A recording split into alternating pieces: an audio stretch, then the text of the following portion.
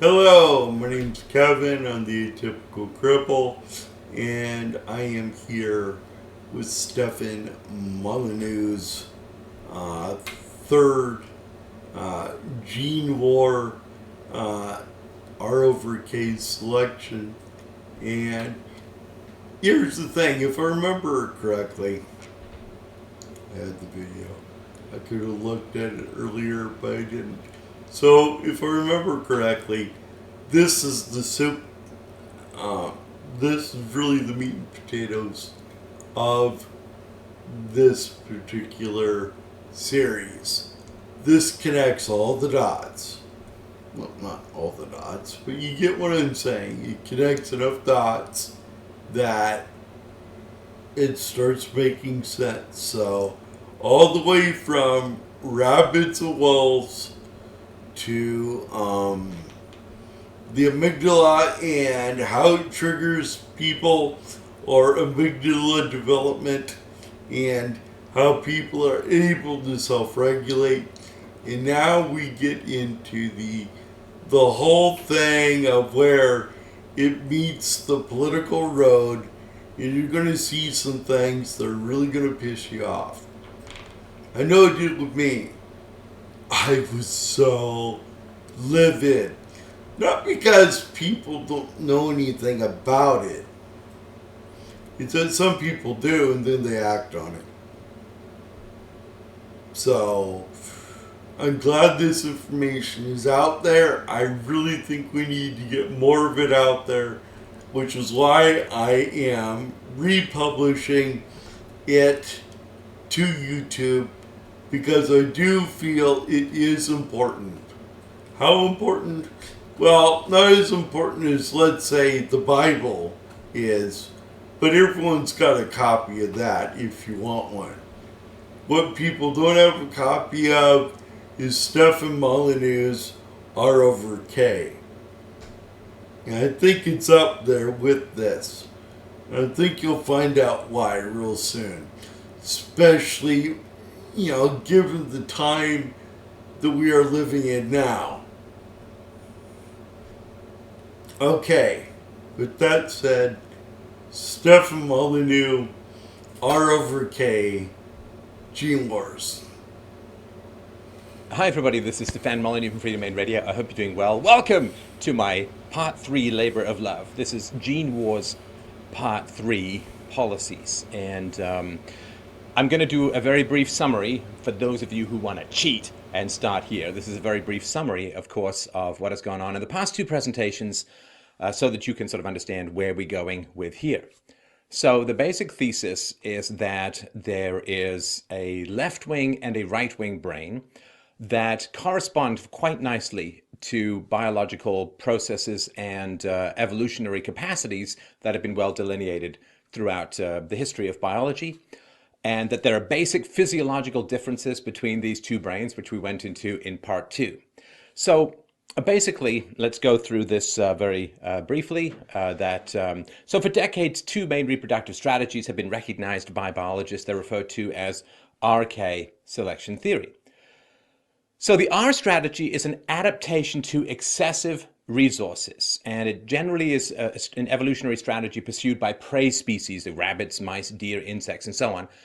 And it emphasizes quantity over quality of offspring. Rabbits just pump out offspring like crazy. I think oysters have 100 million eggs every single year. Oyster porn never ends.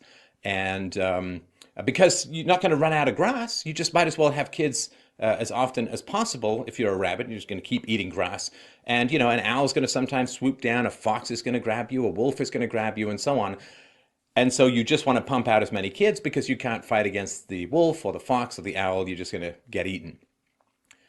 And so when you have an excess of resources, in other words, you think of rabbits in a field, you've got 10 rabbits or 20 rabbits in a field, they're going to get eaten before they run out of grass. So you might as well just keep pumping out babies and be basically a great way of turning grass into new bunnies. Now, the K strategy is an adaptation to scarce resources. In other words, if you are a predator species, like a wolf or an owl or a lion, then grass is a lot more common than antelope. And so you have a scarce resource, which is the animals that you're hunting. And catching a rabbit is a lot more complicated than eating a blade of grass or eating, if you're a deer, eating a leaf on a tree. And so you have to have fewer children, because if you have too many children, you're all going to starve to death. And you also need to invest in your children considerably, in your offspring, because you need to work together as a pack to hunt whatever it is that you're hunting in general. So, and you have to teach your kids how to hunt. Teaching animals how to eat grass is like, hey, grass, go eat. Go do it. And oh, yeah, I think I've got this, right? Whereas if you think of hyenas hunting an antelope, well, some of them have got to chase the antelope, some of them have to lie in wait, and it's a very complicated thing to do. And so it's been around for a long, long time, and it's in the major university biology textbooks and so on, so you can look it up. It's not particular to this presentation. And so there is the argument that R and K is not just pursued by particular species, but also within particular species. And so there are animals where rising sea levels have created an island, and in the island there aren't really any predators, and the R versus K begins to shift with those kinds of situations. So let's look at the 5 main traits of an R strategy life form, also known as a liberal: an aversion to competition. That's very, very important. So if you're a rabbit and you're not going to compete with another rabbit for the grass, because just take 3 steps to the left and there's more grass. Like if you're a giraffe, you're going to nibble at those leaves, and you're not going to go and attack someone else, because just move over and get more leaves, because there's no shortage of food, and so they don't like to compete. Competition is not particularly healthy. Now, you can have prey species that compete, but they do so for mates. When you think of sort of the deer and the rutting and all that sort of stuff. Our strategy: high sex drive, high promiscuity, and that's because you just want to bang out as many kids before you get eaten. That's your best strategy for reproduction. You have low investment single parenting. These are not pair bonded species in general that mate for life, and they don't really invest in their kids. Rabbits squeeze out the pups and off they go to eat more grass and have some more sex. But enough about college. And our strategy: you've got to mature really quickly. You've got to get your reproductive gonads going as humanly possible. It's highly accelerated naughty bits, I believe, is the technical phrase. Early sexual maturity and activity is really key for our strategy. The earlier you can get to reproduction, the more likely you are to survive, because any animal which delays its capacity to reproduce gets eaten by a predator while that gene dies out. Our strategies have very low loyalty to their in-group. And I see this. Your rabbit gets eaten by something, and the other rabbits are like, yeah, still got my grass. Good. I'm glad that they're full, because now I'm not going to. Low loyalty to in-group. These are not pack animals in general. So compare this to the K strategy. Well, there's an embrace of competition, because Ks are more complex. They tend to be more intelligent. They tend to have high in-group loyalties, which we'll talk about in a sec. But they embrace competition, because excellence in K really matters. You can't really be excellent at eating grass, but excellent at hunting a rabbit is really, really important.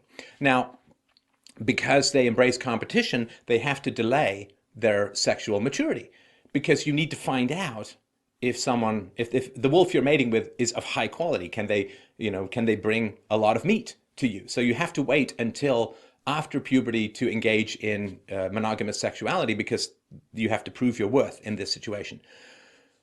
K strategists have high investment dual parenting, and because they highly invest in their children in terms of raising them and teaching them how to hunt and on keeping them safe and so on, they don't have that many kids, right? They just have fewer kids. So they have late sexual maturity and activity and a very high in-group loyalty, because it is a pack and they can't work very well individually. They have to work together as a pack. A rabbit can eat all the grass at once, and a deer can eat all the leaves at once without having to have other rabbits and deer surround the tree or anything. But that's not the way it works with the R versus K strategies.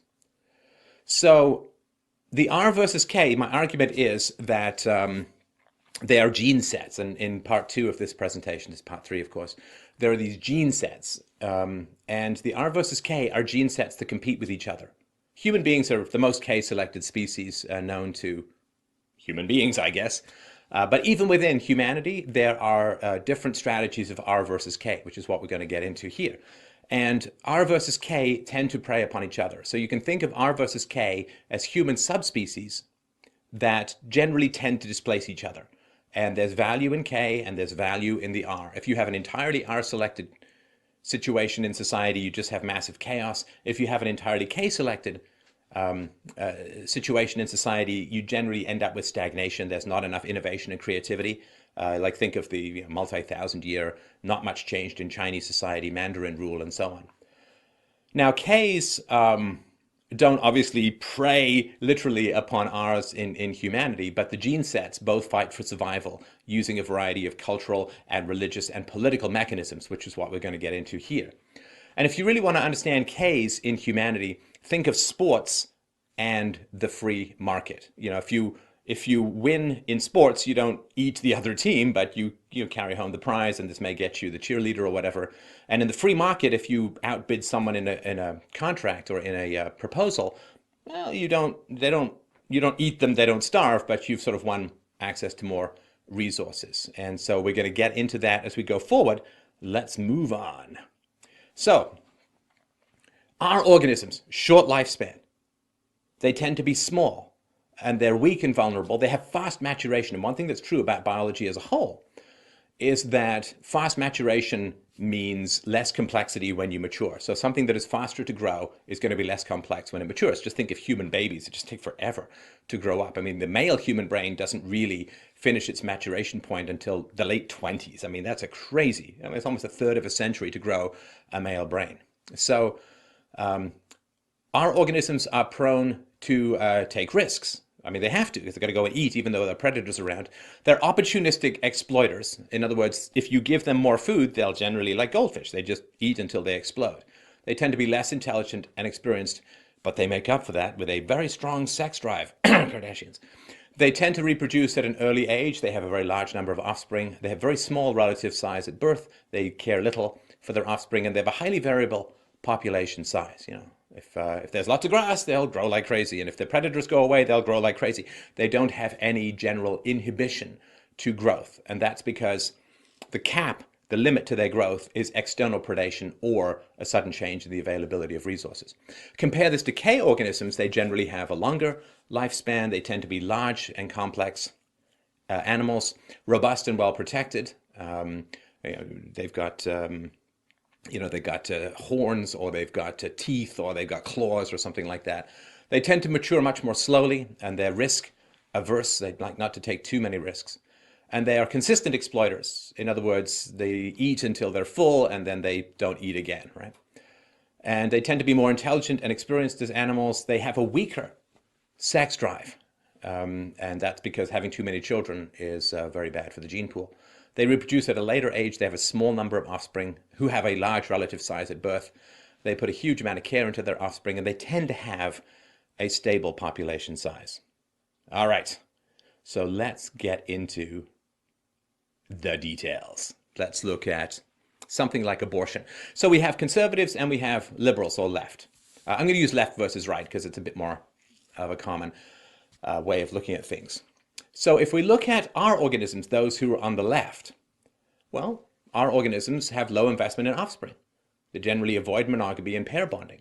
So the quality of their offspring is relatively unimportant. It's not like one rabbit is really a lot better than another rabbit, whereas in the case of the K organisms, the quality really matters. So there's little differentiation in quality. And better in the R organism world is actually worse, because a more complex rabbit still is going to get eaten by the wolf. And so you're investing in growing the rabbit brain rather than reproducing, which means that you're more likely to get eaten rather than reproduce. And it's not like your rabbit brain is going to have you outfox the fox, so to speak. So better is actually worse in the R continuum. Offspring which interfere with more offspring are a negative. This is one of the reasons why it's kind of a pump and dump situation, or a spray and pray situation for sperm and eggs. Because if you have lots of offspring around and nobody wants to mate with you, well, then you can't produce offspring as quickly as possible, which is a basic foundational drive and component of the R organism strategy. And so if you think about something like breastfeeding, right? The longer you breastfeed, the less likely you are to have another kid. And you can look at different breastfeeding lengths as part of this continuum as well. And so Babies are not precious. Yeah, you could just make another. They're just undifferentiated blobs. They're just blobs of cells in the our organism universe. And you have a very high sex drive, and you're going to have as many kids as you possibly can. And the parental preferences vastly outstrip the child preferences, right? Because you parental preference is to go and have more kids. And so the R organisms, given that this characteristic tends to cluster itself on the left, is pro-choice and pro-abortion. And by that, I simply mean that they accept that abortion, like it's the woman's choice. It's the woman's choice. Parental preferences vastly outstrip the child's preferences. Of course, it's the baby's or the fetus's preference to be born, but it's the parent's preference that matters. And so this low value of offspring is one of the reasons why on the left they have less problem with abortion. Now, just to remind you here, I'm not arguing either of these positions. In this presentation, I've talked about these things elsewhere.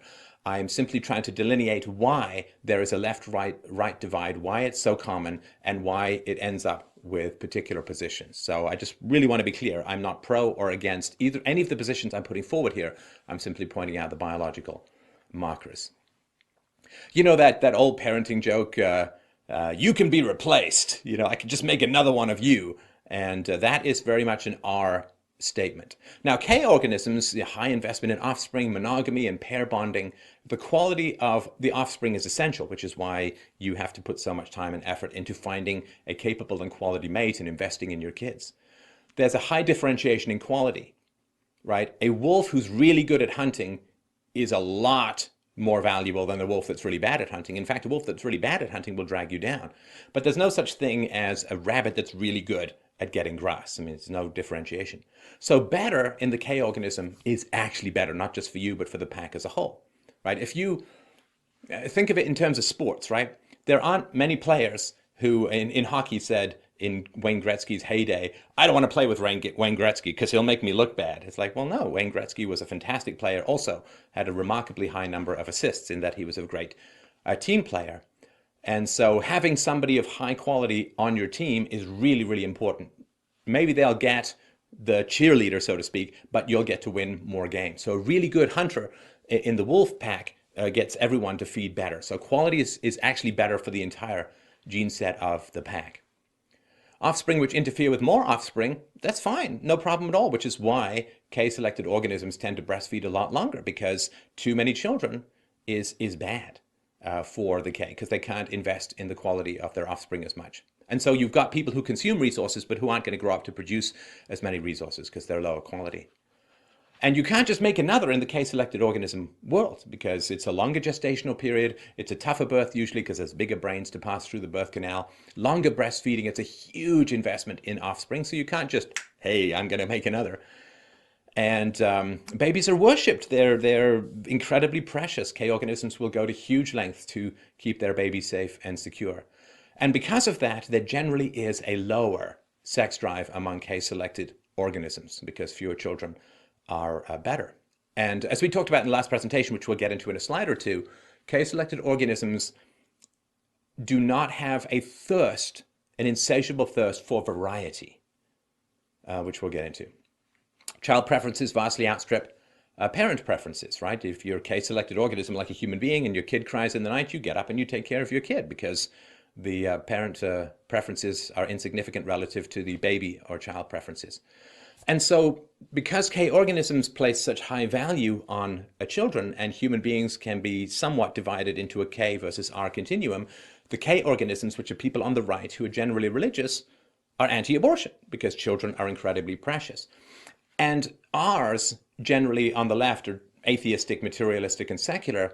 So there's no magic soul inside the body. But on the right, among conservatives, there is a soul within the body. And the soul is a metaphorical way of saying how important offspring and human beings are. So now, just to clarify something that was confusing to other people, I apologize for that in previous presentations. It's true that in general, religious people have more babies, but birth control is still a very important part of what has changed, right? So religious people have a lower sex drive in general, but of course they end up having more sex in a monogamous relationship. You have more sex overall, and of course you don't end up having to be regularly doused with Lysol in order to kill whatever bacteria the last person left you with. So, Mormons have 3.4 babies per family. I think for the US as a whole, it's 2.1. So, but they don't have more babies than they can afford, and they still highly invest in each baby, and they don't abort, right? And so the children are precious. So it doesn't mean that necessarily that K organisms are always going to have fewer children, but they will tend to pair bond and invest highly in their children. That's the K organism. The fact that the R organisms have fewer children is because of birth control and abortion and so on. It's not part of the biological drive. So I hope that that helps. So let's look at economic versus sexual freedom. I talked about this with Bill Gardner recently on this show. So our organisms have a very high sex drive and insatiable thirst for variety. They're just going to have lots of sex with lots of different rabbits. I know. I like to watch. And now our organisms have little capacity to compete in the economic free market. Because they don't invest that much in their kids, and they generally grow up without fathers, which we'll get to in the single mom slide, and because they tend to, in general, be somewhat less complex and intelligent, and they don't have as much tribal sense, in-group preferences, and they don't network as well, they have less capacity to compete in the economic free market. And so they prefer sexual liberty to economic freedom. You know, I'm not going to win in economics, but I'm really horny and want to have sex with a lot of different people, so I would love it if sexual restrictions were blown away. In the 1960s, you know, purely our selected time in a lot of ways. They prefer sexual subsidies to low taxes, right? So if you're R selected, you're probably not going to end up making a lot of money, so high taxes aren't a problem to you. But you do want sexual access to a variety of women, I'm just speaking to men here in general. And so you want the government to do things which are going to open up the magic gateway of paradise, the snug hum or female availability. And so sexual subsidies, welfare, single mom welfare, and free government schools and free healthcare for kids, like all the things that reduce the negative consequences of sexual availability. Abortion, you want abortion because, you know, that increases your access to sexual variety. And so given that you're not likely to make much money, but you really want a lot of sexual access, well, you're going to really like government policies which lower sexual standards and reduce inhibitions. And this is also going to occur in art, right? You're going to prefer art that promotes, oh, you know, we've just met and we've just slept together, and you're just going to see art that promotes this kind of sexual availability, sexual access. Don't have such hang-ups. You know, everyone who doesn't have sex on the first date is a square, and they're inhibited, and they're uptight, and they're stuck up, and they got something non-exotic up their ass and that, right? So you're going to love artistic and government policies which lower sexual standards and sexual restrictions. So yeah, you're not going to get taxed much, but you sure want to get your big bag full of poontang, so you're very willing to trade economic freedoms for sexual freedoms. And this, of course, is what happened in the 1960s and the 1970s. There were massive restrictions on economic freedom, but massive breakdowns in sexual freedoms, right? And this is when one of the things that Ronald Reagan really regretted in his political career was the giving of no-fault divorce. Right? You could just get divorced, and that is fine. Well, that opens up sexual access for a lot of men, because when women are tied up in monogamous relationships, their sexual access is diminished. And so the fact that, yes, it had to be California, the left coast of the United States, that put this stuff in, which then quickly spread around. You know, people say, oh, gays have undermined marriage. It's like, you know, that it was a lot of straight people who voted for and really wanted no-fault divorce. I think that's done a little bit more. So our organisms, absolutely, you know, give me sex, and I don't care that much about taxes. That perfectly fits with the biological and genetic drives of the organism. So basically, you know, penises and vaginas, you know, they're kind of undifferentiated. You know, you can't tell the quality of someone through a glory hole, and basically the R-selected organisms are just looking for variety and sexual release. So glory hole, pencil sharpener, cupped hand. I mean, what do they care? So K organisms, they have, of course, a lower sex drive and less thirst for variety. And that would be bred out, right? All the K organisms that had crazy sex drives and wanted to have sex with anyone would have been ostracized or attacked by the other K organisms, would have achieved either personal or genetic death through being killed or failure to reproduce, because you can't have that many kids when you're K. They have a very high capacity to compete in the free market because their parents invest so much into them. They're not raised watching TV. They're not raised, here's a tablet, here's a computer, whatever it is. You have high investment, which means that you have a lot of skills to bring to the free market. Now, for K organisms, economic freedom means that you can compete in the free market to win and achieve a lot of resources. And that buys you sexual access to high-quality monogamous partners, right? I know that this is bringing things down to the base element and so on. And again, I'm talking from a male perspective largely here. But, your daddy's rich and your mama's good looking. That old song by Gershwin, Summertime. And Sam Cooke's version is great, by the way. But Sam Cooke's version of everything is great. But so if you have economic freedom, you can go out and compete for resources. You can get a lot of resources. And you can end up with a pre-train wreck Anna Nicole Smith. Again, this is just biological drives. You can get a lot of resources, which buys you access to high-quality monogamous partners. Now, so K organisms, they prefer lower taxes. They don't want sexual subsidies. They want lower taxes because they want to be able to accumulate the resources that gets them access to high-quality partners. So they reject government policies which lower sexual standards, right? They want Mallory Towers, not every Woody Allen film ever made, right? They want all of these standards to be kept relatively high. And they will punish sexual irresponsibility as being very dangerous to the tribe as a whole. So K organisms, they perfectly fine if there are fewer sexual freedoms or sexual libertinism or whatever.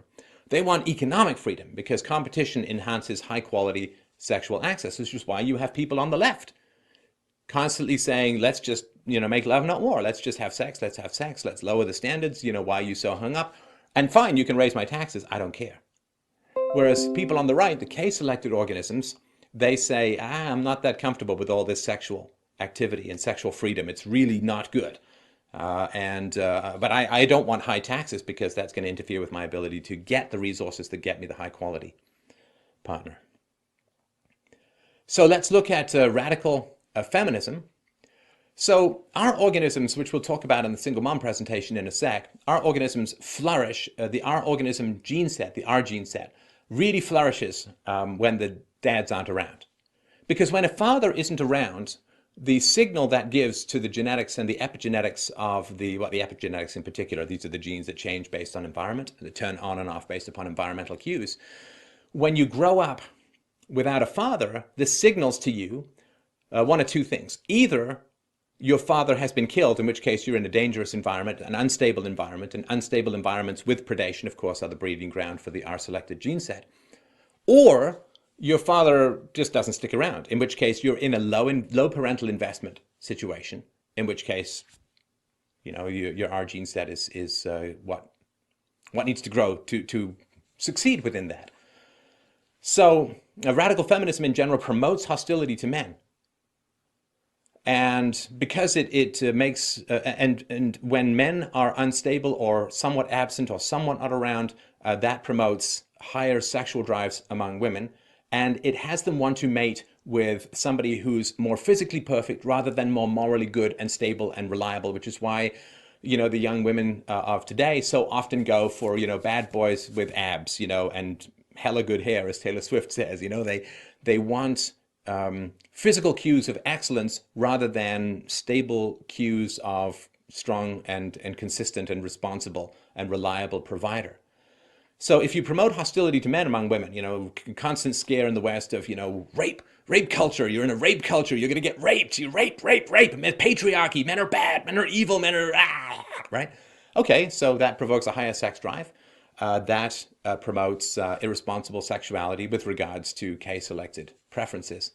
And also, if you keep telling women that they're in constant danger, well, constant danger is what promotes the R gene set, because predation is what the R gene set is selected for, to survive constant predation. Radical feminism promotes masculinity among women. Right, and you can see this all over the place. The kick-ass women in movies and the kick-ass women in video games, and they're tough and they can take on guys. Like I saw Heaven help me. I saw the Mission Impossible Rogue Nation movie, and there's this woman in there who's all of a, buck 10 as far as weight goes, and she's taken on some 250-pound, 6'6" tall guy with pure muscle, and she just wins. You know, just wins. Meanwhile, it's, you can only get 2 Army Ranger women completing the standards if they lower the standards, right? So you promote masculinity among women. Fathers are bad. You got to do it all by yourself. And when you look at our selected organisms, there's less differentiation between male and female characteristics. And the men tend to be prettier. I think of ducks, right? The men tend to be prettier and the women are kind of plain. And think of peacocks, the male peacocks, right? Those giant feathers coming out of their ass, much like some kinky Stefan-led fest. Hey, from Saturday Night Live, not this show, in some, I assume, Berlin dungeon. And so promotion of masculinity among women, well, yeah, I mean, female rabbits are very masculine in a way because they have to take care of their kids themselves and they can't rely upon men. Femininity is kind of the shadow cast by protective masculinity. In other words, when men take on the role of providers and so on, then the women can differentiate more and become more feminine. Again, right or wrong, these are just the realities of biology. So when you promote masculinity among women, men become more promiscuous, more hedonistic, less responsibility. They become more effeminate. And the women become more masculine and aggressive and shrill and competitive and all that kind of stuff. And so this is the rise of the metrosexual. This is the rise of manscaping. This is the rise of men having their body hair removed to look more feminine, to look less masculine, and so on. And so this is what happens in the R-selected environment. Now, radical feminists are, as I've argued before, they're, just Marxists in panties, right? And so they have to promote government resource transfers to pretend that men aren't needed, right? So in a K-selected environment, if a woman has a kid without a male protector, that kid is much less likely to do well, unless the R-selected feminists can convince the government to provide massive subsidies to single moms, in which case, yeah, okay, men kind of aren't needed except to pay for the taxes, which have to go to the single mom. And so radical feminists have to be leftists and have to promote government resource transfers. You will almost never see a radical feminist group that's deeply concerned with the national debt, because that goes against the whole. Our selected organisms need to create the illusion of infinite resources. Right? There's as much grass as you want. That whenever people believe that resources are infinite, that promotes the R-selected gene set, which is why those on the left are always promising you free stuff. They're trying to provoke your, again, not consciously, they're trying to provoke your R-selected gene set to dominate. And that's the hook. It's the hook in the water. Free stuff. If you respond to the idea of free stuff, that's your R-selected demon. And if you respond, oh yeah, might have played my hand a little bit there. Let's just keep going. Oh, don't look back. We just had a little bump in the car. But whereas if somebody says to you, here's some free stuff, and you say, wait a minute, who's going to pay for that? Well, that's your R-selected. K-selected, sorry, it's your K-selected aspect. Fine, we can say demon. And so when people offer you free stuff, if you respond positively like, yay, that's R-selected. And if people say, oh, here's, free college education, here's free this, here's free that, and you go like, wait a minute, who's paying for this? This can't be free, nothing's free. That's K-selected. In other words, you understand there's no such thing as a free lunch, basic reality, economics, and so on. Radical feminists oppose slut-shaming. In other words, if a woman's sleeping around like crazy, they oppose that. That's slut-shaming. You can't do that because that kind of promiscuity is our behavior. And radical feminism, in a weird way, they deny responsibility to women. I get into this all the time. When I put a video out criticizing single moms, people say, well, it's not like they chose to get pregnant. It's like, well, unless God chose for them and pinged them with some celestial turkey baster, yes, they did. And in fact, the data is out quite to show that single moms in general choose to become single moms. They have unprotected sex, and with guys who are around, they try to get men to marry them. Anyway, let's not go down that road. That way madness lies. And of course, as we talk about our selected organisms being less complex and generally less intelligent, well, single moms have an average IQ in the low 90s, which is quite a lot lower than the average of 100. And so they deny responsibility to women. Whereas in K-selected organisms say, well, you chose to have sex. You got to live with the consequences. And they promote institutional sexism. It's everywhere. It's all around you. It's not any individual. If you meet a man who doesn't seem to be sexist, he is, because penis, evil. Now, K organisms, they promote affection for men. And that's because they know that if women hate men, that's going to promote higher sex, more variety, more unwanted children, which is very bad for the community as a whole. They accept differentiation among the sexes, right? So there are certain researchers who have done fantastic work on pointing out the differences between male and female brains. And if you're K selected, you're like, well, of course, right? If you're R selected, that is deeply offensive to you. Because if there are differences, if there's a division of labor in terms of intellect and capacity between men and women, this doesn't mean better or worse. It's just, evolution is never better or worse. It's just more adapted or less adapted. And so the degree to which you accept differentiation among the sexes is the degree to which you are K selected. Because K selected means men do one thing and women do another, right? They know that men are needed for the K gene set, so they want to reduce government power. They want to reduce the degree to which money is taken from responsible K-selected families and given to irresponsible R-selected single moms. They want to reduce that because that's breeding your enemy, so to speak. That's breeding out the K gene set and subsidizing the R gene set, right? And the Ks know it's essential to ostracize our behavior. Ostracism is very, very powerful, and Ks are perfectly comfortable with it because it's much kinder, right? I mean, you don't want to attack someone because there's risk in that. But if you ostracize, like if a wolf is just doing really terrible things, well, you simply ostracize that wolf. You just drive him out of the pack, or you don't, right? You just don't respond, you don't share, you just don't deal with that. And that promotes gene death. The individual survives, but won't reproduce. And so ostracism is something that K organisms are incredibly well adapted to have and to impose and so on. You can watch Downton Abbey to see the degree to which single moms got ostracized in society. Our organisms can't stand ostracism. Ostracism is like the ultimate evil for them, and we'll get into why in a little bit.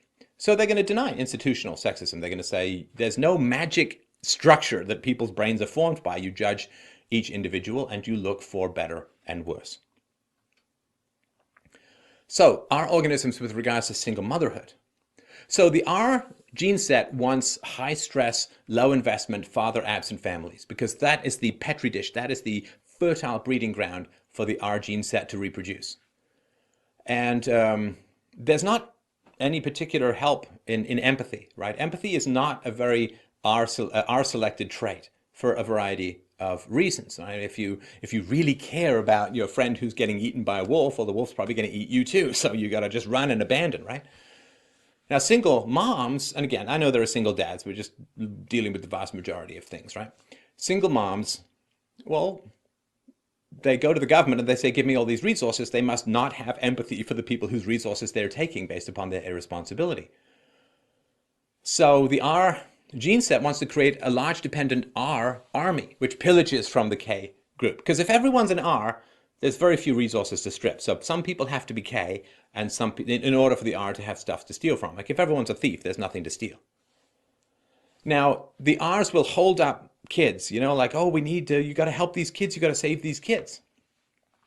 And Ks respond to that because for Ks, kids are incredibly precious. So when a single mom says, I can't feed my children, that's really tough for Ks because Ks really, really care about kids and the Rs don't as much. I'm sorry, like it's just biologically the case. And so, but the Rs are very cunning and they dangle the kids like, oh, well, you don't care about this child, you don't care about this child. So you can see this showing up all over the place. What about the children? You don't care about the children. And so if they hold up their kids and say, well, it's not the kid's fault and so on, well, the K response to that is to say, so you're too irresponsible to raise your children, so you need to give your children to a K family. You need to give your children up. You need to have your children adopted by a K family. That would be a free market, freedom, liberty, K response. Whereas if you've got the government, then, oh, you hold this up and all this, well, we'll get to the media and R versus K in a bit. Now, single motherhood also, not always, but in general, creates an unstable criminal class, right? As single moms have been to some degree characterized as a conveyor belt criminal factory of infinite production of hellspawn for society as a whole. And of course, they are, I think, perfectly nice and wonderful children of single mom households, but statistically, it's not particularly great. There's data shows that a 1% increase in single motherhood in a neighborhood is associated with a 3% increase in an adolescent's level of violence. And of course, also, we talked about how earlier sexual maturation is an R-selected trait that shows up in biology and human biology. Because girls who grow up without a biological father in the house hit puberty earlier because they're now R-selected. The gene sets figure it out. Even younger sisters in biologically disrupted families reach puberty earlier than their older sisters do, right? So the older sisters reach puberty later, there's a divorce, the younger sisters reach puberty sooner. And that doesn't show up in biologically intact families. And the quality of father's involvement with daughters is the most important feature of the early family environment in terms of when the daughter hits puberty. A more involved father delays puberty and reduces sex drive. And that's case selected, right? And of course, when you create a criminal class through single moms, that creates the predators, which the R-selected gene set needs in order to manifest itself epigenetically. Sorry, I know this is a mouthful. You can watch it again slower if you like. So the R organisms, when there's a welfare state, children become an asset in the present, but a cost in the future. Right? Because the more kids you have, the more resources you get through the welfare state. So they become an asset and they become a cost in the future to society as a whole, in general. Now, K organisms, they don't leave children in the hands of irresponsible mothers, right? So in a K-selected society, if a woman is a single mom and she's made a really bad decision, okay, so you have to give your kid up for adoption. And that is actually the best thing for the child, right? I mean, women who hold on, single moms who hold on to their kids are being very selfish because the kids do very badly in single mother households in general. There's no bigger single predictor statistically for a negative outcome for a child than being raised in a single mother household. Single moms are terrible moms as a whole. So what they should do is they should give their kids up for adoption to a two-parent family so the kids have the best chance of doing well. And they do well. I mean, the kids who are given up to adopted households do as well as all the other kids in two-parent households. And if they stay in the single mom household, they do statistically very badly. And so single moms who hang on to their kids are being selfish and they're hurting their children. And so in K-selected society, you don't get resources to raise your single kid. You've got to give it up to someone else. And consequences accrue to actions without effort. You don't have to throw people in jail. You don't have to punish them. You simply have to not associate or provide resources to people who are being harmful. So they provide sexual ostracism for single mothers. And you can look at my videos on single moms about this and know why. And that reduces breeding opportunities for R. Single moms are R-selected factories, and K and R are subspecies in combat with one another. And so in a K-selected society, you want to reduce the breeding opportunities for R. And so you try to get people to not have sex with single moms. Anyway, but enough about me. So once children are separated from single mothers through a refusal to subsidize those moms, the children are not punished through the ostracism of the mothers, right? You can't punish the mother if she's still got the kids around. So in a K-selected society, which is what used to happen before the rise of the welfare state, the single mom would give her kids up to a married couple who would raise that children as their own, because 10% of married couples are infertile and a lot of those want kids. And so you separate the children from the irresponsible mom, and then you can ostracize the mom and thus prevent more of this situation from coming to be, right? So that, like that old poster, I remember this from years ago. I've talked about this on the show before, that there's a picture of a ship going down, and underneath it says, it could be that the only purpose of your life is to serve as a warning to others. Well, that's a very case-selected. Yeah, you didn't buy health insurance and you got sick and nobody likes you. Guess you should buy health insurance and have people like you. So in the K organism world, children are a present cost but a future asset, right? You invest a lot in your kids, that they're a present cost but they're a future asset, right? In the socialist R organism world, and Marxism is the ultimate R selected strategy theory or framework, in the our selected socialist world, children are a present asset but future cost, right? You get given money by the government for having them now. Other people pay for the incarceration costs later. But in the K organism world, yeah, children are a present cost but a future asset. When you get too old to hunt, they'll bring you some food. Let's look at sexual maturity. So our organism, because the earlier that sexual activity is stimulated, the more the R gene set is enhanced, is flourished, right? So you want to promote early sexual activity and thoughts, right? And you can see this fight. It's going on actually here in Ontario. So the government put in, they said, oh, we're going to consult with parents, which means they're never going to consult with parents. And they put some pretty heavy duty sexual education into government schools. So this is all R selected. Government schools are R selected factories, which is why the West has gone so R to the point where, hey, who needs borders? But we'll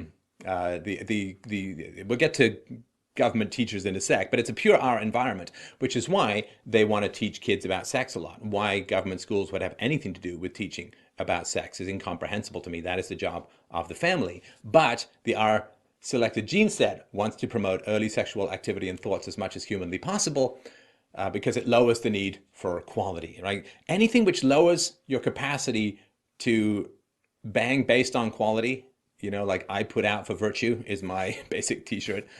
And, 2 thumbs up for virtue, 1 penis up. And anything which is going to lower quality, right? So you think of drinking parties, right? You get together and everybody gets drunk and they have sex with each other. Well, the drinking is a way of making sure that the R-selected gene set gets to bang others without that pesky K requirement for quality getting in the way. So anything that reduces your capacity to judge the quality of your sexual partners, drugs, alcohol, raves, whatever it is, right? The hypnosis of an incredibly high sex drive, which is the R Petri dish. Anything where quality gets lowered, and even physical beauty is part of that. Physical beauty renders men idiots, and so lowers their demand for quality. Early sexual activity increases the span of fertility, because remember, fertility is the R organism's way as optimal survival, and it promotes physically healthier offspring rather than higher quality offspring. So a wolf that can run a little bit slower, but is much smarter, is a much better predator. Now, a rabbit that can run a few percentage points faster, at the expense of not being quite as smart, is going to get, it doesn't have to be faster than everyone, it just has to be faster than whoever else the wolf is chasing. So you want healthy offspring, and the quicker you get eggs converted to offspring, the healthier those eggs tend to be. They tend to get a little dusty for human beings into the mid to late 30s. So they want healthier offspring rather than higher quality offspring. It also allows for the release of high sexual tension, which is a constant problem for our selected organisms. Sex maniacs, right? It also promotes the worship of base physical qualities, sexiness, rather than virtue. And so, yeah, the R-selected people are constantly focusing on early childhood sexual education and the promotion of non-traditional sexual standards and so on. Because, if you can expose kids to sexual ideas earlier, well, that is going to help the R gene set. K organisms, they delay sexual activity and thoughts. And of course, they promote sex after marriage, right? You've got to have a commitment to a high quality person, and then you can have, the wall-to-wall mango-soaked bang-a-thon. And later sexual activity is needed to determine quality. You got to find out who's good, who's smart, who's passed with 100% in calculus before you, bang those nerds senseless. So that promotes higher quality offspring at the expense to some degree of the eggs aren't quite as young. But again, you want a wolf that can run 5% slower, but is 10% smarter. Whereas for rabbits, you just want to run 10% faster. You don't care about, right? There's no point with that trade-off. Lower sexual tension needs less release. And so there's skepticism towards base physical qualities.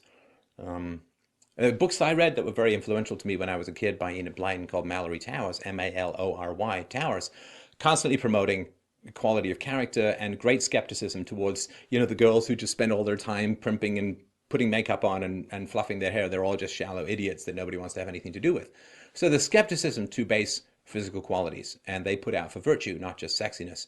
And they do not want early childhood sexual education. And of course, you can see this with religious people in government schools. Don't even let me start it on R versus K relationships to pornography. I'm willing to do the research, but it might take a while. What about equalities of outcome? Inequality, our organisms can't stand inequality. They just can't stand inequality. Low parental investment means lack of quality in offspring. And what's the point? There's no point having a high quality rabbit. A high quality wolf, yes. High quality rabbit, who cares? Now, if you have a low parental investment and there's a lack of quality in your offspring, I think of all the extreme cases like the people around Dylan Roof, just a bunch of, white trash idiots, right? And black trash idiots for that matter. Now, it's less negative for you if you've been raised in a R-selected, low-quality, low parental investment environment, often with physical violence, neglect, abuse, and so on. Well, that's less painful if there aren't higher quality people around. Our organisms have a hostility to free will and personal responsibility. Because quality requirements are higher for monogamy than one-night stands. One-night stands, you just have to be turned on and probably not even sober. So anything which rewards quality is the enemy of the R-selected gene set. And so they do not like it when people get rich. They do not like it when people get better, when people have additional resources. So economic equality has to result from injustice, because remember, to the R gene set, it's like you helicopter over a field of 10,000 rabbits in Australia, and can you tell them apart? No, of course not. It's just one big giant blob of this. People are people, right? We are the world. We're all one. We're all the same. Deep down, we're all the same. No, we're not. And so any economic inequality must result from injustice, must result from predation, must result from stealing, right? If you have more grass than me, you must have stolen my grass, because we're all supposed to share. It's all equal. And this results with a hatred of the wealthy. Now, I'm not talking about inequality of opportunity. Equality of opportunity is great, but equality of opportunity, everyone gets to compete equally, does not result in equality of outcomes, because people are different and quality matters. I mean, if you just try starting a band by just picking the third guy at some local karaoke night. What are the odds of your band being very successful? Well, not very successful. And if it's not even karaoke, just some guy off the street. Okay, you can be our lead singer. Right? Probably not going to work out very well. Now, in the K-selected world, so high parental investment means high quality offspring, and they prefer competition with higher quality people, right? I mean, Rhonda Rousey is not out there taking on a bunch of girl guides. By the way, you got to watch her video on Do Nothing Bitches. Just great stuff, right? And she's K-selected up the yin-yang.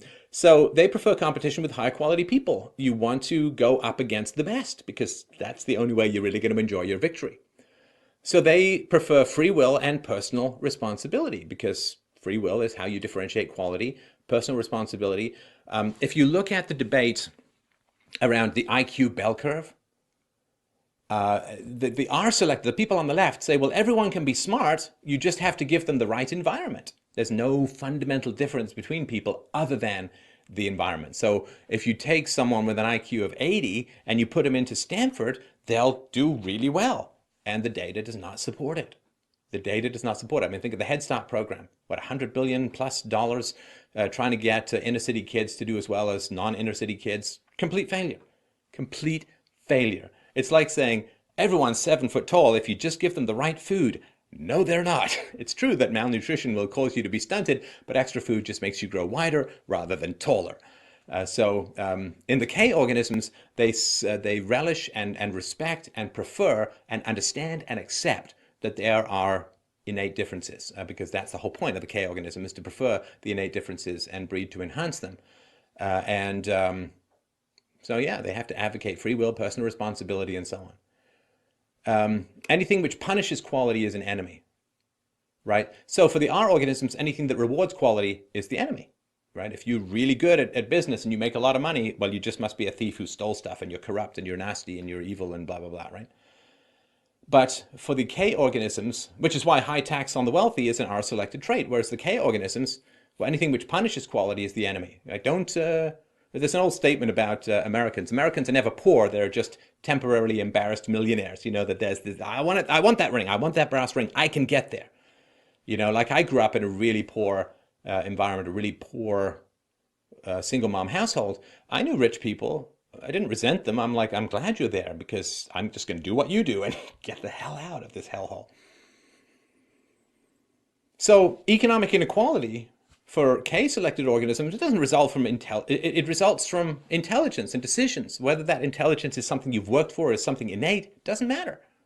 It doesn't matter. I could go to singing lessons from here until the end of time. I'm never going to sing 1% as well as Freddie Mercury or Pavarotti or whoever, right? It's not going to happen.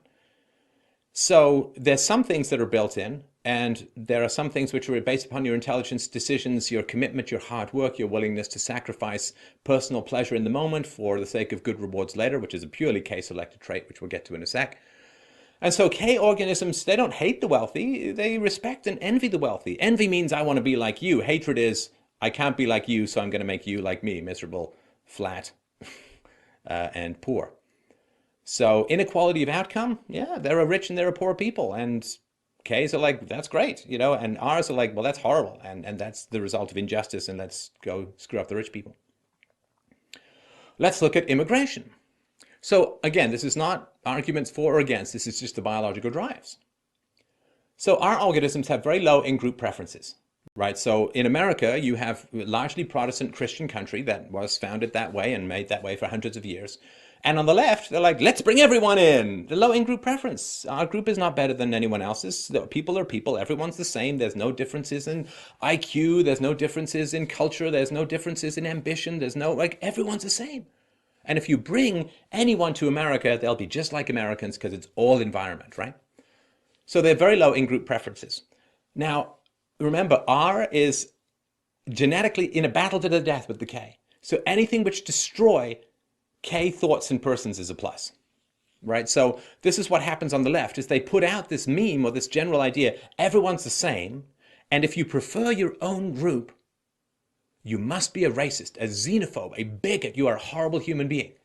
And so any in-group preference, well, if you're white, if you're black and you prefer your own group, right? I mean, it's like that old statement, it's like, I'm proud of being black, said the black man. I'm proud of being Asian, said the Asian man. I'm proud of being white, said the racist, right? Because any preference that white people have for white people is racist. Everything else is just, well, they like their own culture and more power to them.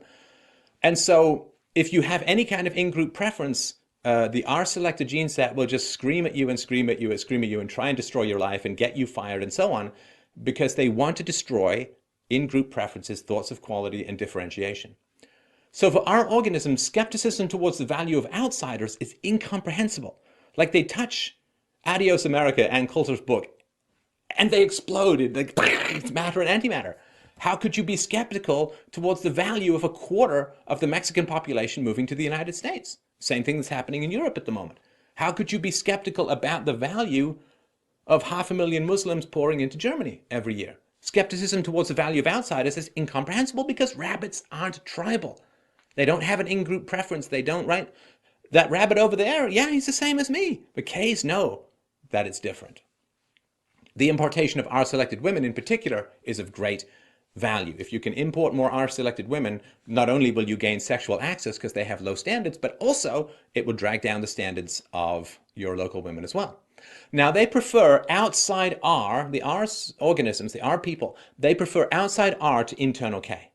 As you look at the big shift in American immigration from Ted Kennedy's 1965 immigration bill, they used to get Europeans coming in, now they get third world people coming in. Well, they prefer outside R to internal K because the outside Rs they can breed with, they can get their rocks off, and they also gain voting powers to increase the size and power of the state for more resource siphoning from Ks to Rs. I mean, if the state is what's used to take resources from the Ks and give them to the Rs. Variety.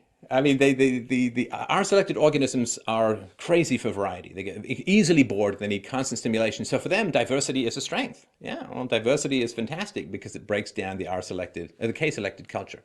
Everyone is the same. So if you don't like a particular group or you're skeptical of their value, the only answer is that you're an irrational bigot because everyone is the same. K-selected organisms do not see it that way. They're very high in-group preferences. I mean, wolves prefer wolves to non-wolves, and they prefer their own wolves to other wolves. And for the K organisms, anything which destroys our thoughts and persons is a plus. And this is why ostracism is so powerful in the K-selected world. Now, skepticism towards the value of insiders is incomprehensible, and you can see this in the immigration debate in the US. Some people are saying, well, no, our immigration policy should be to benefit the Americans who are already here, right?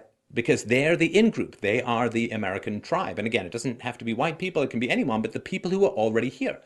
And even the Hispanics who are already in America, they prefer, in a lot of ways, limited immigration for the Hispanics, because they now have an American in-group preference. So skepticism towards the value of insiders is incomprehensible, right? So when in Europe, right, when the politicians say, well, we have to help all of these refugees, and people are saying, well, wait a minute, we don't have enough money, we don't have enough jobs, we already have trouble with the refugees who are already here, we can't take more, right? Malaysia had a bunch of Muslims come over from Burma, where they were being oppressed, as they say, by the Buddhist monks, the extremist Buddhist monks, and they said, we can't do it. We gave them supplies and we said, move on, got to move on. So for the K organisms, not valuing those who are inside your tribe is incomprehensible. And K organisms want to import K-selected women, which was, again, to some degree, European women in the past. Now, R organisms prefer outside R to internal K, but K organisms, they don't like outside Ks or internal Rs. The internal Rs are their enemies, and the outside Ks are their enemies because they may compete for resources with the Ks, right? The warrior, it's like armies, right? They don't like internal betrayers, and they don't like the soldiers from the other army, right? So that's the K. So for the R organisms, the shift in immigration from K-selected Europeans to R-selected foreigners was great for the R gene set. Fantastic. Lowers the standards and creates a big voting bloc for a bigger government and blah-de-blah-de-blah. Again, not all, right, but just in general. But for the K organisms, the shift of immigration in the US from K-selected Europeans to R-selected foreigners, complete disaster. Now, while the R's focus on variety and diversity, the K's focus on tradition and quality. Because everyone is not the same. Culture matters. Intelligence matters. Religion matters. Everyone is not the same. So the kindness, charity, we got to help these people. Well, that doesn't mean a government program, right? First of all, charity is very difficult.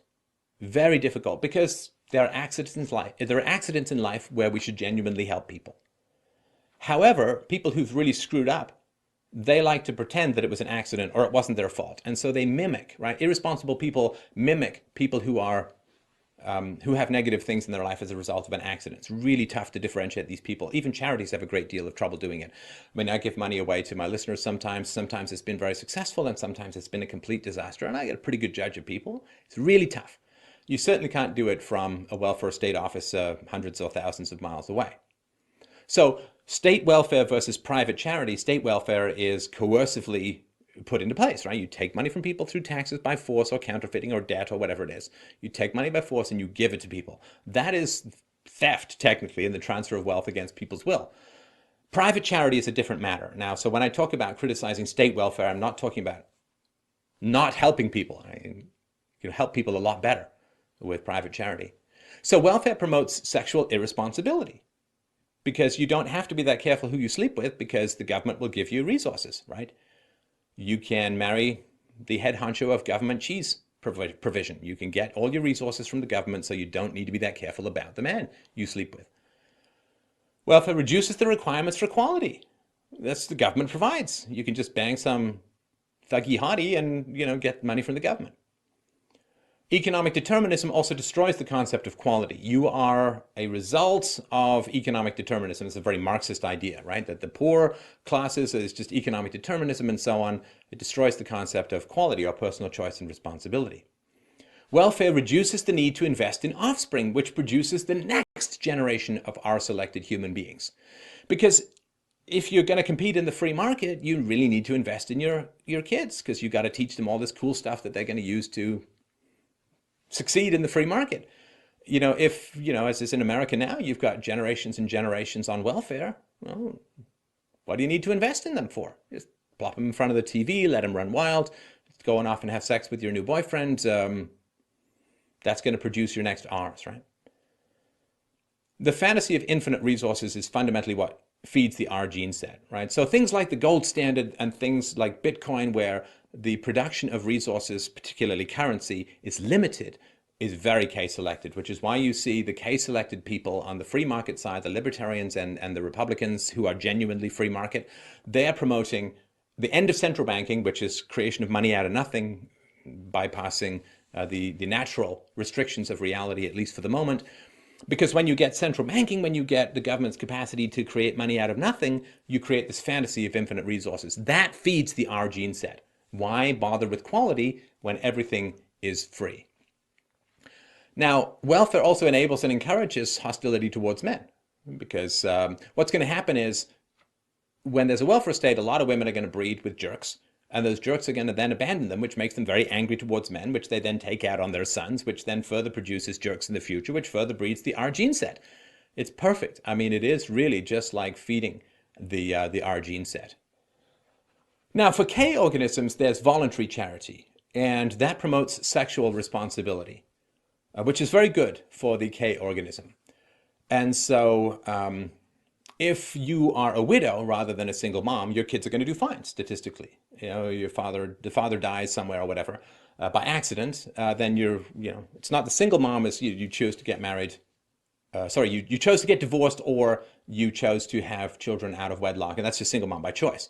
If you are a widow, well, you're fine, right? So you want to differentiate between those who are accidentally raising children alone and those who've made the choice, and you can only do that through the investment of voluntary charity. Charity increases the requirements for equality, and charity works very hard to differentiate people in genuine need and those who are pretending to be in genuine need or who are pretending that it was accidental, right? So they'll fake that, oh, it wasn't my fault, this happened, and blah, blah, blah, blah, blah, right? The rejection of economic determinism strengthens the concept of quality. If we're all just victims of economic circumstances, there's no such thing as quality, and there's no such thing as better or worse, right? And if you reject economic determinism and you say, well, people are making choices and so on, it doesn't mean you eliminate it completely, that you don't say the environment has no effect. But if you say only the environment has an effect, then you are selected. Charity increases the need to invest in offspring, which produces the next generation of K. Mothers who cannot provide have their children moved to K families in a K-selected environment. The reality of finite resources feeds the K gene set, and charity punishes hostility towards men. Right? So if you just get divorced for no reason, you used to get ostracized from society, right? You can't talk to this, which, she just divorced some guy, and that's very selfish because it's hurt her kid, so we're not going to associate with her. Because father presence feeds the K gene set. And so you can't reward hostility towards men because that promotes the R gene set. Let's look at teachers' unions. So for our organisms, since everyone is the same, incentives and disincentives are both unjust punishments. It's like giving more money to tall people. It's just an unearned accident of birth, so why would you give more money? It's not fair. Success or failure is not a matter of personal responsibility. Quality, free will, and virtue are the mortal enemies of the R gene set. The R gene set is an excuse machine. It wasn't my fault. I didn't do anything. It just happened. I never meant to hurt you. I never meant for this to happen. I had an affair. I never meant for this to happen. It just happened. It's just an excuse machine. And whenever you hear someone just pumping out, there's just an R, that's the R fog, to pretend that it's that they deserve K-selected charity. Now, only high-quality K people get no excuses. Excuses are for the R people, by the perception, right? K organisms. Okay, so everyone is not the same. So incentives and disincentives are essential for promoting quality, right? Not everyone gets to pass the math test, right? You pass if you pass. You fail if you fail. Harder workers create their additional income. It's an earned benefit, right? So it's not like just being tall, right? You earn that benefit. Success or failure is largely personal responsibility. Accidents must be strictly delineated from bad decisions. Very, very important. You cannot reward bad decisions, but you must help people who have accidentally fallen on hard times, right? It's a difference between the guy who, takes his money and blows it on the racetrack. Well, you can't give him more money, right? But a guy who's on his way to put the money in the bank and he gets robbed by some people, yes, help him out. Egalitarianism, determinism, and relativism are the mortal enemies of the K gene set, which is a responsibility promoter. No excuses, right? Never explain, never complain, no excuses. Yeah, bad students lose grades, bad parents lose custody, bad teachers lose jobs. And so anytime you see there's a government union, a government monopoly, where you can't differentiate by quality, well, you're in an R. So remember I was saying government schools are R-selected machines, right? Failure. Okay, so for our organisms, everyone is the same, so failures must be either accidental or institutional, never the result of personal choice. Failure is outside the role of choice. All pregnancies are accidental. Infidelities just happened. Pity for sadness is unbearable. And so selfishly, they gotta get rid of it. It's very uncomfortable. Since everyone is the same, well, the tragedy that happened to someone else, well, it could just happen to me. Suffering, you gotta alleviate suffering in the moment, no matter what. Parents of addicts who are selected, just give them more money because they can't stand to see the suffering. Parents who are bad parents, they all the excuses. Well, I did the best I could with the knowledge that I had. Are selected parents. So for K organisms, everyone's not the same. Failures are either accidental or intentional. Yeah, accidents happen. Failure is within the role of choice. Few pregnancies are accidental. Infidelities never just happened. You made a specific series of choices, which is what ended up with you in the infidelity. Pity for sadness is bearable. It's teachable. Okay, you're really sad that you failed that test. I'm not going to run to the teacher and demand that you passed. You're going to learn from that and study harder for the next one. Since everyone is not the same, the Ks don't just say, well, I could have ended up homeless. No, because, well, we'll get into that in a sec. Sometimes you've got to alleviate suffering in the moment, but parents of addicts don't enable. Don't enable. It's okay for them to suffer because it's how they get better. Debt. So for our organisms, remember, the R gene set wants to create the illusion of infinite resources. When resources are infinite and collective, any shortage must result from selfishness. Why would you hoard the infinite? Give people free health care. It's free. Why would you not? I mean, there's grass. Why would you not want me to eat grass? You just got to be a jerk. Now, lack of investment in children means national debt provokes little anxiety. What do they care about how their kids are going to grow up in? K's, like, they're weighed upon the fact that the kids are born hundreds of thousands of dollars in government debt. They got to fix it. That's why the Republicans at least talk about the national debt and wanting to, right? In the tropics, do tribes worry about running out of bananas? Do the Inuit hoard snow? No, there's no point. It's everywhere. It's resource. It's infinite. Conservation for the sake of the future is irrational for R-selected environments. For K-selected environments, any debt creates the obligation of repayment. You're just making it worse for yourself down. You might do it in an emergency, but because you actually genuinely want to repay it, it's a liability that plagues you. Since resources are infinite and personal, any shortages must result from bad luck or foolishness. Giving scarce resources to foolish people destroys those resources. Resources must flow in a K-selected society, must flow from the incompetent to the competent.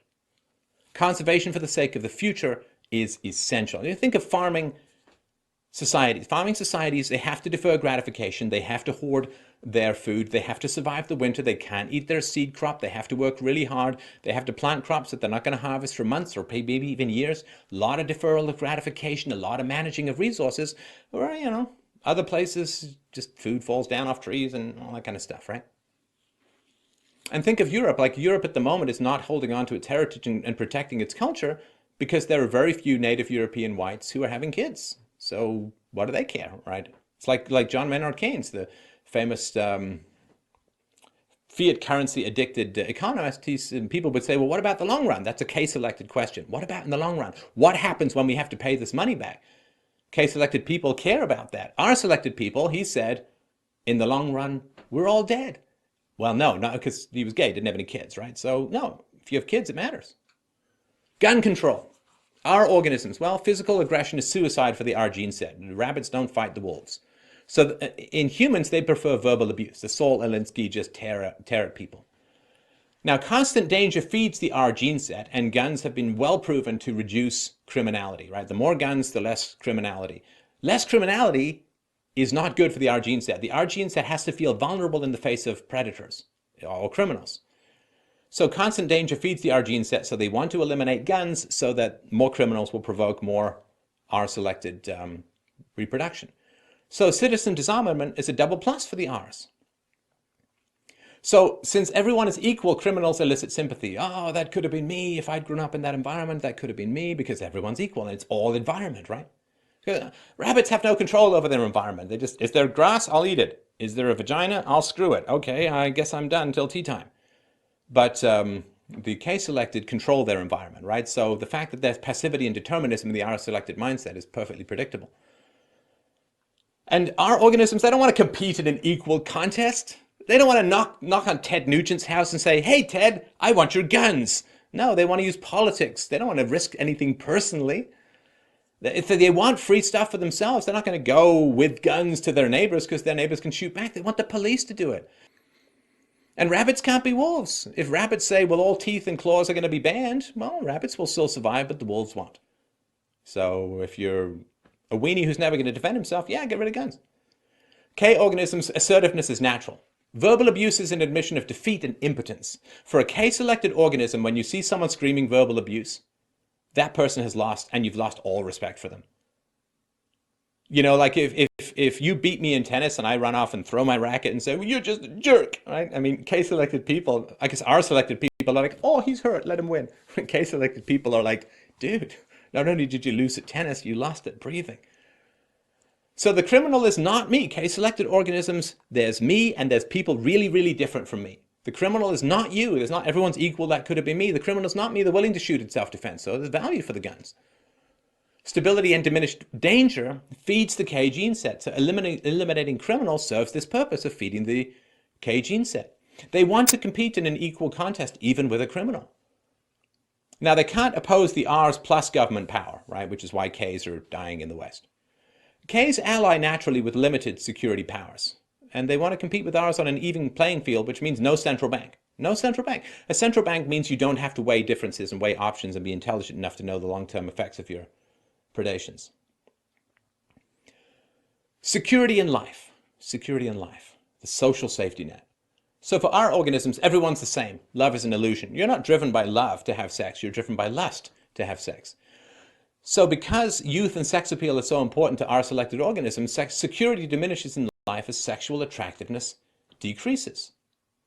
Low investment in your kids, rampant materialism, a lack of bonding, and a lack of saving means an insecure old age. You're going to be in trouble when you get older. Low investment in community, no communal cushion for accidents or misfortunes. You can't go and rely on your friends, your neighbors, your extended family. And this is why the R's are like, oh, I got to have unemployment insurance. I got to have old age pensions. I got to have free health care, because they haven't built the relationships that cushion them. It's the subsidization of selfishness. And this is why they're so opposed to ostracism. K organisms, okay, not everyone is the same. There's good people, bad people, noble people, base people. Love is an earned treasure. Security for K-selected people increases in life because your virtue, your saved resources, and your reputation all increase. A high investment in your kids combined with sensible saving and monogamy means a secure old age. You're not going to find some secretary attractive and go through the horrible asset mitosis and lawyer funding of a useless and needless divorce and so on. You're going to keep all your resources.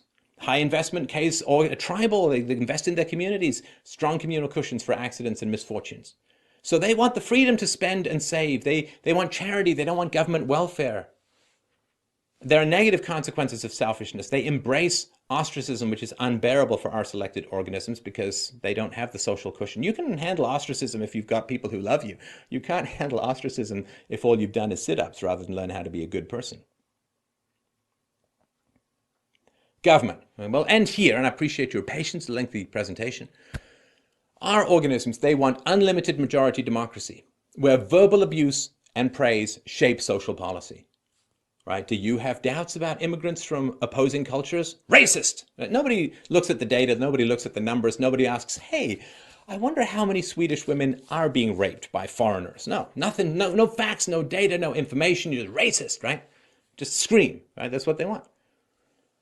Now, they constantly react to anxiety with aggression. This is where you get political correctness. It's never-ending witch hunts. There's always some new enemy to be rooted out and hunted down. And because they're not training their fight-or-flight mechanisms to learn how to deal with negative stimuli, they just react and blow up. They reject stable laws. They want resource transfers. They want screaming and need and pity and manipulation to get them resources. Now, property rights inhibit sexual access. We talked about before. If you have property rights, you can't have a massive welfare state. You can't really have a welfare state. You've got to deal with private charity. Property rights inhibit sexual access, so our organisms are very hostile to property rights. They're fundamentally into selfish emotional gratification. And they're infantile. They have tantrums and greed and name calling and so on. Doesn't mean they're not smart, but just immature. Now, K organisms, they prefer a limited democratic republic, a rule of laws, and a government of laws and not of men, and or voluntarism, right? The idea of a stateless society, right? Because then the state is what's used by the R to beat the K. So R's and K's will achieve a stable equilibrium in society, but whenever you have a state, the R's generally breed. There's the dysgenics of single motherhood. The R's take over the political process, enslave the K's, and then they all hit the wall. You run out of money, and then everybody flocks back to the K's, and the women are all like, okay, let's pretend the R thing never happened. You're so sexy with your accounting belly.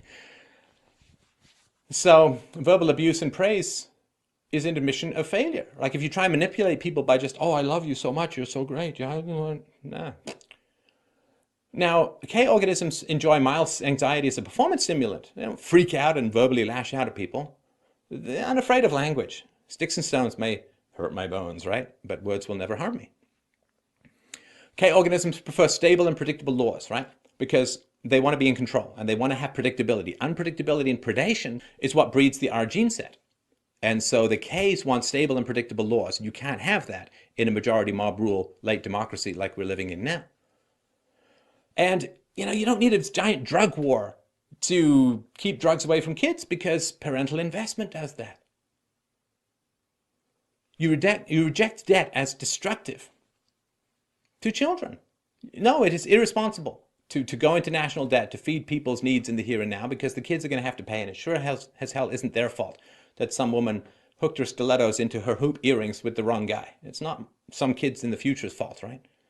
So this is not exactly the the end be all and end all. These are just some of the top ones that I thought were interesting and useful to talk about. I'm going to do another one which is more specific examples of this. We got Chamberlain and we got Churchill, we got other people that we're going to compare the R versus K with, and we're going to talk about the general cycle of what happens when R's take over or when K's take over, and the general cycle that happens, because you can really understand a lot about the cycle of civilizations by looking at this R versus K stuff. So please give me your comments below. I will check them out and respond to them, and I appreciate the feedback that people provide me. And I, of course, need your support to continue doing this work. You can go to freedomainradio.com/donate to help out this show. Come on! It's my birthday month. So I hope that you will help us out as we continue to spread, I think, this very essential and useful information to people around the world. So thank you so much for watching. As always, have yourself a wonderful day. I'll see you next time. So, as you can see, if this is true, and this is a good way of looking at motivations in people, what are the implications? And with that, my name's Kevin. I'm the Atypical Cripple. Thank you, Stephen Molyneux, for the presentation. Without your research and your diligence, thank you. With that said, I'll see you on the next bounce.